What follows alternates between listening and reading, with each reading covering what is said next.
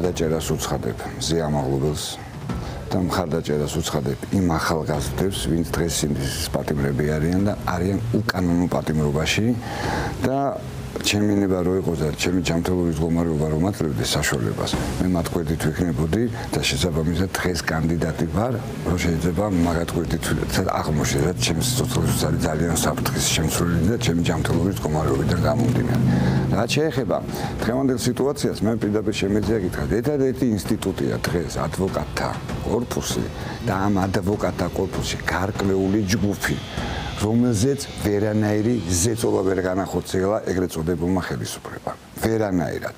ვართ გარკვეული ჯგუფი, რომლებიც 24 საათი აქციაზე ვიმყოფებით, 24 საათი ვიცავთ იმ ადამიანის უფლებებს, რომლებიც თავიანთი უფლებების დაცვას და დემოკრატიას და თავისუფლებას ითხოვენ და შესაბამისად ეს ჯგუფი არის, რომლის განადგურებასაც აპირებს დღევანდელი ეგრეთ წოდებული ხელისუფლება და იწყებენ ჩემით. აი, როგორ მოვიდნენ თქვენამდე? თქვენთან როგორ მოვიდა ქართული ოცნება რა მეთოდებით?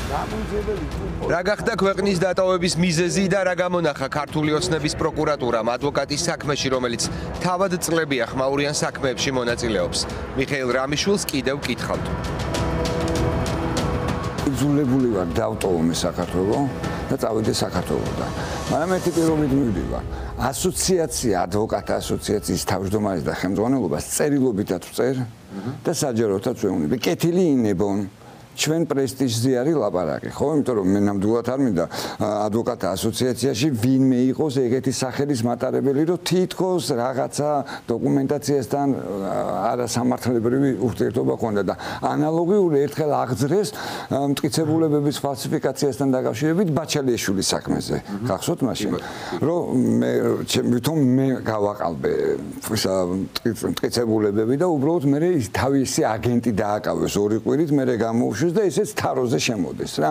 შესაბამისად ზუსტად მცდელობები სხვა საქმეებშიც რა თქმა უნდა მოგწონო ციანიდი იყო. ბაჩალიაშვილის საქმე იყო ზუსტად მაგაზე ჩალიჩო. ინტერვიუ 28 თებერვალსაა ჩაწერილი. ერთი დღით ადრე ვიდრე ცნობილი იურისტი საქართველოდან წავიდოდა. რამიშვილი ამტკიცებს, რომ ივანიშვილის დავალებით იმ აქტიურობის გამო, რასაც მუდამ გამოხატავს, ციხით დაემუქრნენ.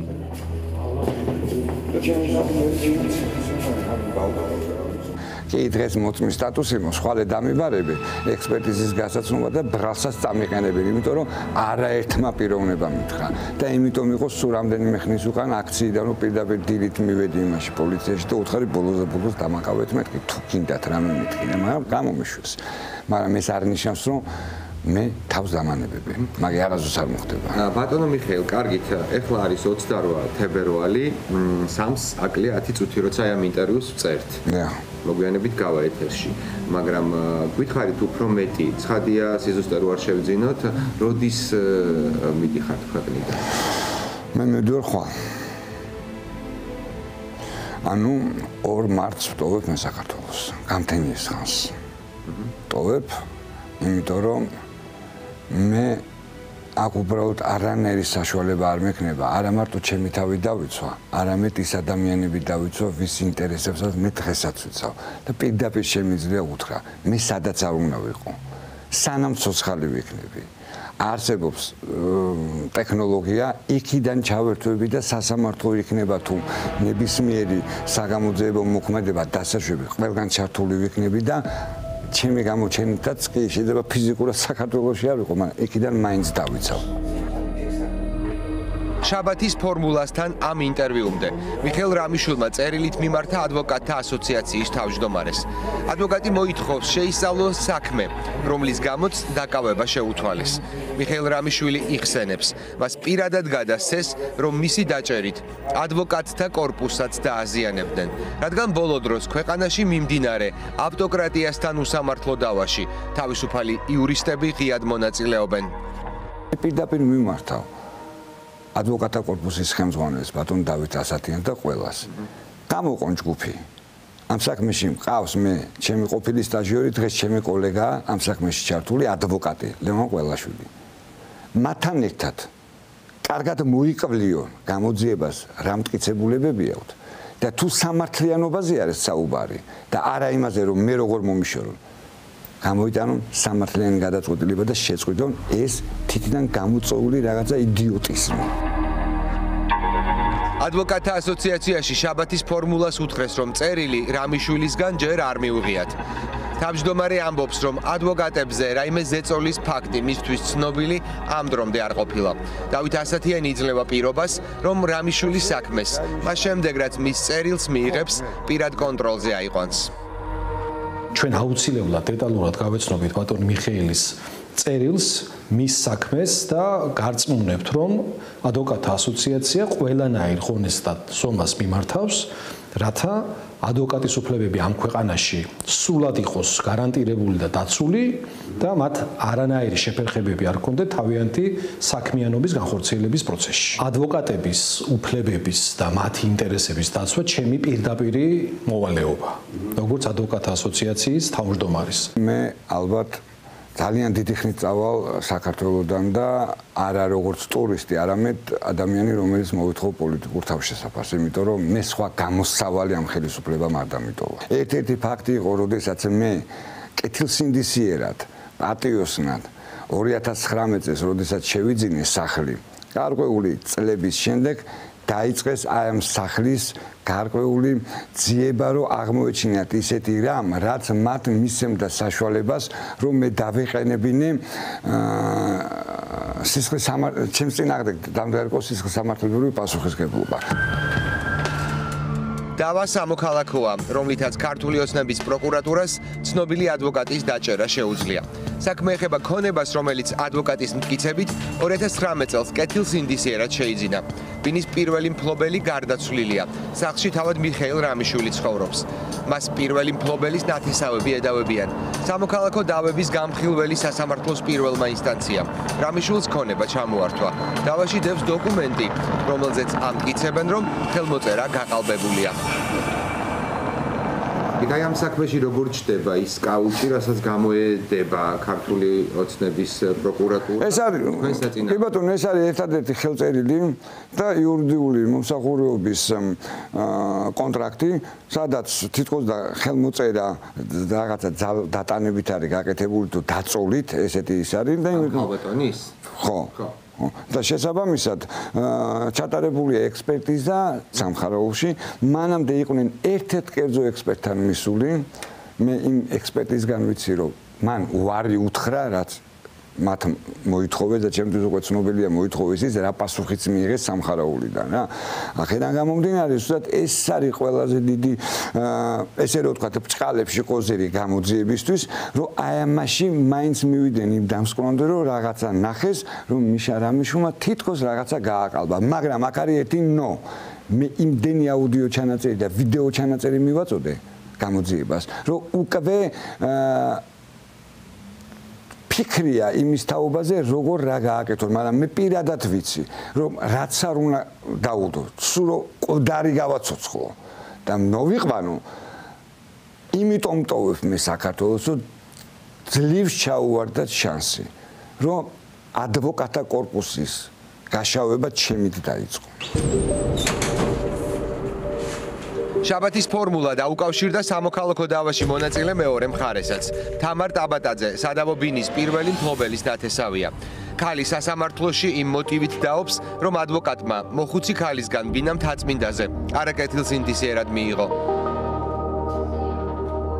რომელიც თანამდებობის პირი მე ვარ, ან ჩემი ქმარი, ან ვინმე, სამხარაულმა ეგ დაწერა და შინაგან საქმეთა სამინისტროს ექსპერტიზამ ეგ დაწერა და აი ვინა ვარ ასეთი, რომ მე ესენი მოვისყიდე. ეს როგორ მოხდა, იცით, მე არც ვერ შევიკანე ამ ხელმოწერებში, ყავდა ადრეს სხვა ადვოკატი, რომელიც სავარაუდოდ მიშა შეეკრა, არ ვიცი, ერთ-ერთი 28 თებერვალს ხო ნოტარიუსთან აქვს მოწერილი ლამარას.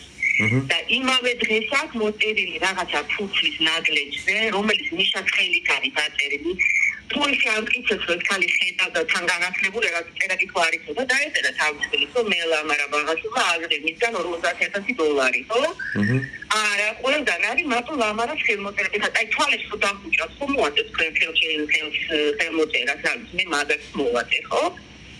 არაფერი პრობლემა მაგაში არ არის და ნოტარიუსთან ხელმოწერილი და იმავე დღეს ხელმოწერილი აი ამ ფუფლის ნაგლეჯზე ჩემმა მეორე ადვოკატმა რომ დახედა ეს რანაირი ხელმოწერა არის, აი ნამდვილად აი რაღაცა სხვანაირი ხელით არის და დაწერილი და გადამეტი და გინდა თუ არა ჩავატაროთ ექსპერტიზა. ხა კიდე ახალი ხარჯები მეძებნა. ანუ ქალბატონ თამარ, ეს არის აი ეს რაღაც ფურცელი, სადაც სიტყვიერი შეთანხმებაზეა საუბარი? რაზეც ნიშა ამბობს რომ გაყალბებულია. ვინ ცხოვრობს ახლა ქალბატონი ლამარეს სახლში? ბატონი მიხეილი. პირველმა ინსტანციამ სახლი მას ანქონება თქვენ მე ჩემს სასარგებლოდ მეორე ინსტანციაში რა ეტაპზეა საქმე? მეორე ინსტანციაში მაგან შეიტანა ანუ განსაჩივრება და ვეუბნებით ახლა იმადა თუ გაიქცა და დატოვა ქვეყანა და არ ვიცი ახლა პირველად გავიგე რა საქმეს საეჭვოს ხდის ის გარემოებაც, რომ მიხეილ რამიშვილს უარი ეთქვა საქმეს თანდართოდა მთელი რიგი მტკიცებულებები, საეჭვოა ექსპერტიზის როლიც ამ დავაში. მიუხედავად იმისა, რომ წარდგენილი მქონდა არაერთი მტკიცებულებები, რომ მარტო აუდიო და ვიდეო ჩანაწერები, აი როგორ ხდებოდა ამ ბინის გასხვისება და ჩემს მიერ შესყიდა, ბოდიში მომეთხოვია და ხაზი გადაუხსვა აბსოლუტურად, პრეცედენტათაც კი არ დაუხსვა და ერთ-ერთი ხელწერილი და გარკვეული დოკუმენტაცია გადააგზავნა საგამოძიებო ორგანოში და მოითხოვა და აღძრეს საქმე. ვიდრე ქვეყანას დატოვებს, ადვოკატს იმ ხმაურიან საქმეებზეც ვკითხეთ, რაშიც მონაწილეობდა და რის გამოც ხშირად გამხდარა დევნისა თუ მუქარის მსხვერპლი. მიხეილ რამიშვილი ამბობს, რომ ყველაზე ხმაურიან საქმეებზე ციანიდის და თამარ ბაჩალიაშვილის საეჭვო გარდაცვალება. ორივე შემთხვევაში მისი მოსყიდვა სცადეს. იმ გახმაურებულ საქმეებზე, სადაც თქვენ მხარედ მონაწილეობდით, დაშინება ამ შემდეგ სხვადასხვა მცდელობები იყო და იყო მოსყიდვის მცდელობები, ციგულისხმეთ თამარ ბაჩალიაშვილისა და ციანიდის საქმეები. უფრო მეტ სიცხადეს ხოლმე შესწამდით. მე შემიძლია გითხრათ, აი ციანიდის დროს იყო ერთ-ერთი მამაო მობრძანებული ჩემთან. საქმის მნიშვნელობა აინტერესებდა, იმიტომ რომ მოგეხსენებათ, რომ ძალიან ბევრი საიდუმლო გავიგეთ საპატრიარქოში რა ხდება. ძალიან ბევრი სასულიერო პირის ჩემთვის მიუღებელი ცხოვრების შესახებ გახდა ჩემთვის ცნობილი და ბევრი ადამიანის, ხო? ზუსტად მაგ ადამიანის და მაგ მამაო შემოთავაზება იყო, რომ აი ამდენ შრომას რო ხარჯავდი, აი ამდენ ბრძოლაში რო ვიყავი ჩართული და ხო იცით, ქალაქში არაფერი არ იმალება, ყველა კარგად ხედავს, თქვა რა ფინანსური შემოსავალი გაგაჩნია და ხარ თუ არა, თქვა ესეთი დიდარ გარემოში ყოფი და უბრალოდ იყო შემოთავაზება, რომ რაც მიღირდა ამდენი ნერვიულობა, ამდენი ბრძოლა, კარგი იქნებოდა თუ მე გარკვეულ თანხას მივიღებდი. ანალოგიური სიტუაცია იყო, ოღონდ ქალბატონი ჯერ დამიკავშირდა, მე მოვიდა და მითხრა, რომ იყო ოჯახის ძალიან ახლობელი, გარკვეული პოზიციებს არასწორად მეუბნებოდა ვითომ და ოჯახის მხრიდან რა პოზიცია ქონდა და თითქოს მე ვანხორციელებდი რაღაცა ზეწოლას და ზემოქმედებას და ის მათ ჯეროდათ რომ თავიანთ თავი მოიკლა და ამიტომ ჯობდა მე გავსულიყავი საქმედან გამოძიებას ქონოდა საშუალება რომ ობიექტურად ანუ ზღაპარს ყვებოდა და ამ ქალბატონს რო უსმინე მე აუხსენი რომ მე უთხარი ვინც გამოგეშვათ მეთქი იმასთან წაბძანი და უთხარი თუ რამიშვილს ვერ იყიდი ვერანაირად მეთქი მიხეილ რამიშვილი არ არის პირველი, რომელიც საქართველოდან ივანიშვილისეულ წესრიგს გაურბის.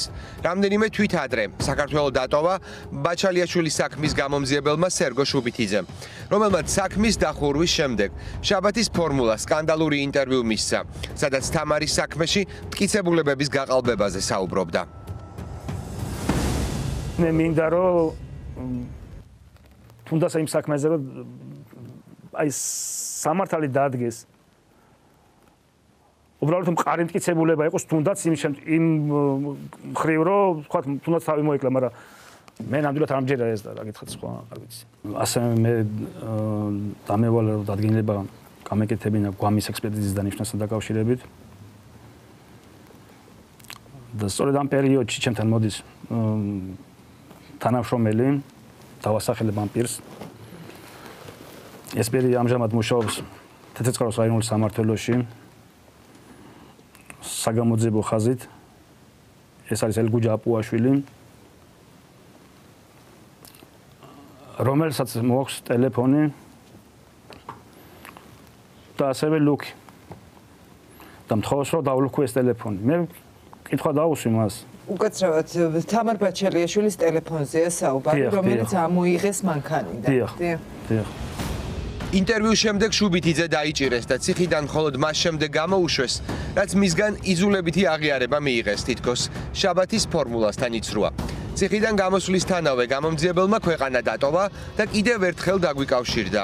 იმის სათქმელად, რომ საპატიმროში რეჟიმმა მისგან სასურველი ჩვენება ზეწოლით მიიღო. მაშინ პირველი კვალიფიკაციას შეუძლიდნენ და დამეჭედებს რომ ჩვენებაზე, ანუ 370 მოხდეს პირველი ნაწილი და სწორედ ესე ახდა. პროდეს მოხდა. და ისიც კარგად ვიცოდი, ციხეში მომისდა და დაახლოებით მაქსიმუმ 2 თვე გატარება. იმიტომ რომ სხვა გზა ექნებოდა, იმიტომ რომ ერთ წელს მოიაზრებს ეს მუხლი. წესი ხასვა დავეკავებინე. წესი დინაუცთან გამოსულიყავ. სერგო შუბითიძე მიხეილ რამიშვილის მსგავსად ევროპის ერთ-ერთ ქვეყანაში ახლა თავშესაფარს ელოდება და კვლავ სისტემურ დანაშაულზე საუბრობს. მათ საფუძვლიანი ეჭვება ეს არის თვითმფრინობა. ეს არის თვითმფრინობა. რასაც უყურებდი ყველა თითქმის უწყება იყო ეს თუ რაღაც თითქმის ყველას ასე ვთქვათ დიდი ქონა შეკრული.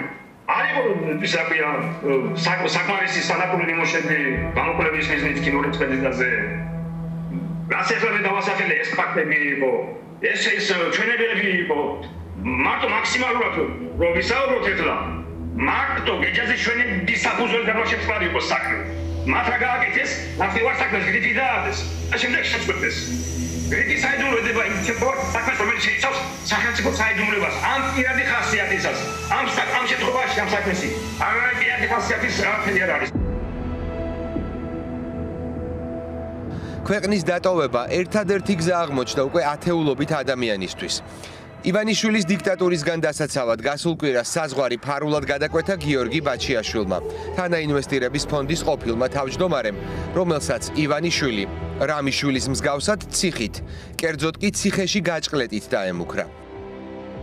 ცნობილ ადვოკატს მკითხეთ ისიც, როგორ წარმოუდგენია საკუთარი მომავალი დევნილობაში. ჩემთვის მაგალითად მოვკალი ჩემი აქაური ყველაფერი და მივდივარ აი უდაბნოში, ჩემთვის უდაბნოა, იმიტომ რომ მე არავინ არ პატიჟებს ხვებისგან განსხვავებით და არც არავის ვაპატიჟინებ თავს. დავმოუკიდებლად ვაპირებ. რა თქმა უნდა, მე დავბრუნდები აუცილებლად და მე რაც კი შემეძლება, სადაც არ უნდა ვიყო, გამოვიყენებ ჩემ პოტენციალს, ჩემ შესაძლებლობებს, რომ ყველამ კარგად დაინახოს სადა სიმართლე და სადა სიცრუე. ანუ ასწრებთ ხვალწასვლას ხო არ არსებობს რაიმე? არა, ნუ ახლა საზღვარზე თუ დამიჭერეს არ ვიცი. სხვა ვარიანტი არა, არავინ არ იცის. კარგით,